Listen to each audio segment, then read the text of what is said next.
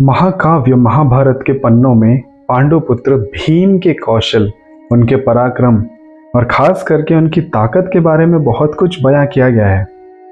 भीम के पास 10,000 हाथियों का बल था और ये बल उन्हें नागराज तक्षक के द्वारा मिली थी। जब वे दुर्योधन के दिए हुए विष के प्रभाव से नागलोक पहुंच गए थे। 10,000 हाथियों का बल, क्या उनसे ज्यादा ताकतवर भी कोई होगा? जी हाँ, भीम से भी ज्यादा ताकतवर थे उनके पोते बर्बरिक। आज की कहानी महाशक्तिशाली भीम के पोते बर्बरिक की, जिन्होंने अनजाने में भीम को ही हरा दिया था, जिन्हें राजस्थान में खाटू श्याम और गुजरात में बलिया देव के नाम से भी जाना जाता है। नमस्ते, स्वागत है आपका हमारे चैनल सागा वाचक में। मज़ेदार किस्से, पौराणिक कहानियाँ और अनोखे किंवदंती आप तक पहुँचाते हैं हम। चैनल और कहानी पसंद आए तो कहानी को लाइक और चैनल को सब्सक्राइब ज़रूर कीजिएगा। कहानी शुरू होती है हस्तिनापुर से। पांडु पुत्रों में और कौरवों में बंटवारा हो चुका था और पांडवों को खांडवप्रस्थ मिल चुका था। खांडवप्रस्थ जैसे बंजर जमीन को पांडवों ने एक भव्य शहर में भी बदल दिया था। द्रौपदी का माया महल भी बन चुका था। तभी एक दिन भीम से मिलने आते हैं उनके और हिडिंबा के पुत्र घटोत्कच।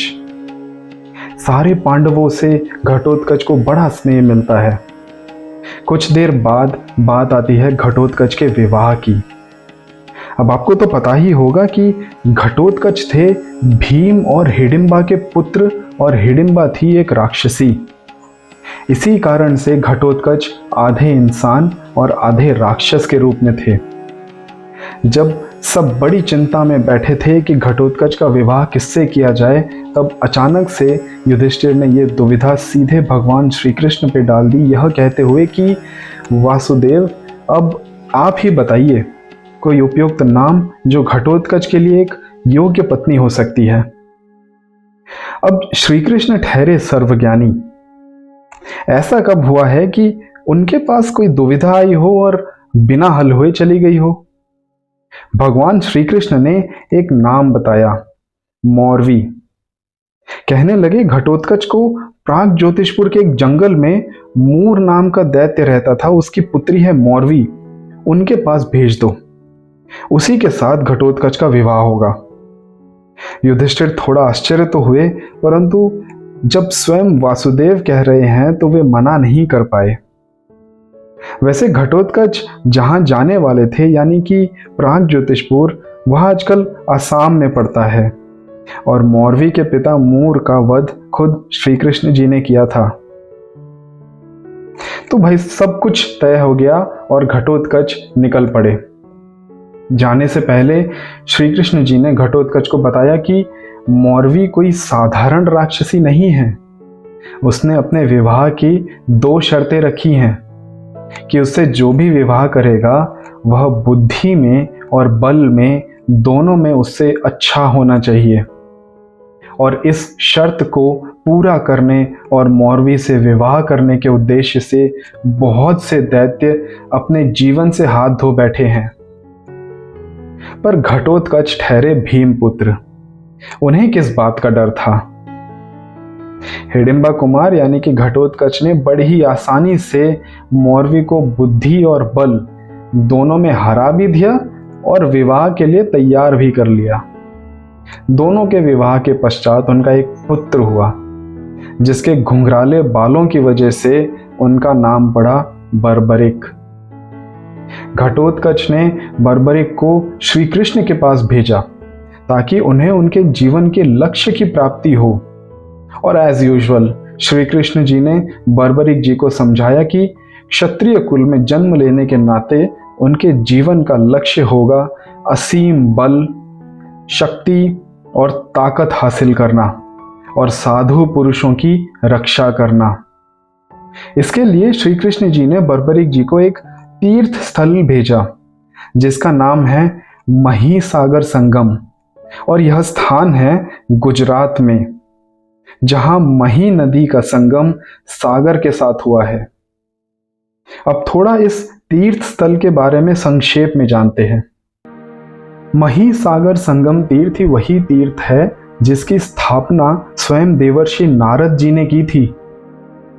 तीर्थ स्थल स्थापना के साथ नारद जी ने इस स्थान की रक्षा के लिए 4 महाशक्तियों की स्थापना भी की और साथ ही साथ 9 दुर्गाओं को भी वहीं बुलवाया, जिन्हें हम आज नव दुर्गा के नाम से भी जानते हैं।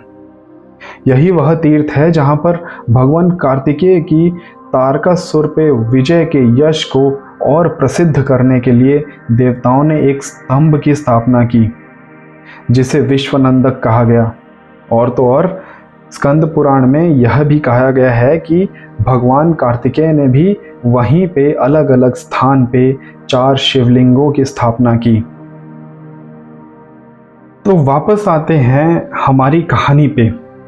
जब भगवान श्री कृष्ण जी ने बर्बरिक को मही सागर संगम तीर्थ भेजा, तो बर्बरिक जी ने वहीं पे अपनी तपस्या की और वहां स्थित नवदुर्गा और महाशक्तियों की आराधना से उन्हें उस अनोखे बल की प्राप्ति हुई जो तीनों लोक में किसी के पास नहीं था। एक बार की बात है, वनवास के दौरान पांडव थके हुए पहुंचते हैं मही सागर संगम तीर्थ। वहां पे एक कुंड देखकर भीम सीधे कुंड में उतर जाते हैं। यह देखकर वहां रह रहे बर्बरिक जी, जो कि उस कुंड के जल से देवियों की पूजा करते थे, उनको बड़ा क्रोध आया। बर्बरिक को पांडुपुत्र भीम ने बचपन से नहीं देखा था। उन्हें ज्ञात ही नहीं था कि बर्बरिक उनके पोते हैं और ना ही बर्बरिक जी को पता था कि भीम उनके दादा हैं।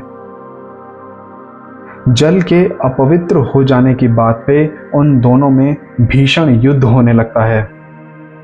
देखते ही देखते भीम कमजोर पड़ने लगते हैं और बर्बरिक भीम को उठा के क्रोध में समंदर में फेंकने चल देते हैं। तभी भगवान शिव प्रकट होते हैं और दोनों का परिचय एक दूसरे से होता है। बर्बरिक अपने दादाजी भीम के चरणों पे गिर पड़ते हैं और भीमसेन प्यार से उन्हें गले लगा लेते हैं। वहीं पर भीम पहली बार अपने पोते से मिलते हैं और देखिए क्या खूब मुलाकात हुई। दोनों महान योद्धा, दादा और पोते की मुलाकात युद्ध से।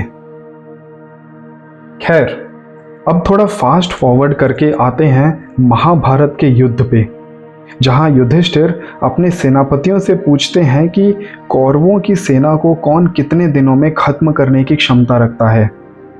यह सुनकर बर्बरिक कहते हैं कि आप लोगों में से कोई भी शस्त्र ना उठाएं, मैं क्षण भर में पूरी कौरव सेना का नाश कर दूंगा। यह सुनते ही श्री कृष्ण ने उन पर सुदर्शन चक्र छोड़ दिया, जिससे उनका सर धड़ से अलग हो गया। इसका कारण यह था कि बर्बरिक सत्य कह रहे थे। महाभारत में शायद ही कोई उतना ताकतवर हो जिसके पास पूरी सेना को 3 बाणों से ही खत्म करने की क्षमता हो। यह क्षमता सिर्फ बर्बरिक जी के पास ही थी। उनको प्राप्त वरदान से वो 3 बाणों से ही पूरी कौरव सेना को मार सकते थे। श्री कृष्ण को यह भी ज्ञात था कि बर्बरिक ने एक और प्रतिज्ञा ली थी, सदा कमजोर पक्ष से लड़ने की। श्री कृष्ण जानते थे कि युद्ध में एक समय ऐसा भी आएगा जब पांडवों का पलड़ा कौरवों पे भारी पड़ेगा और क्या पता तब बर्बरिक कौरवों की तरफ से लड़ने लग जाएं।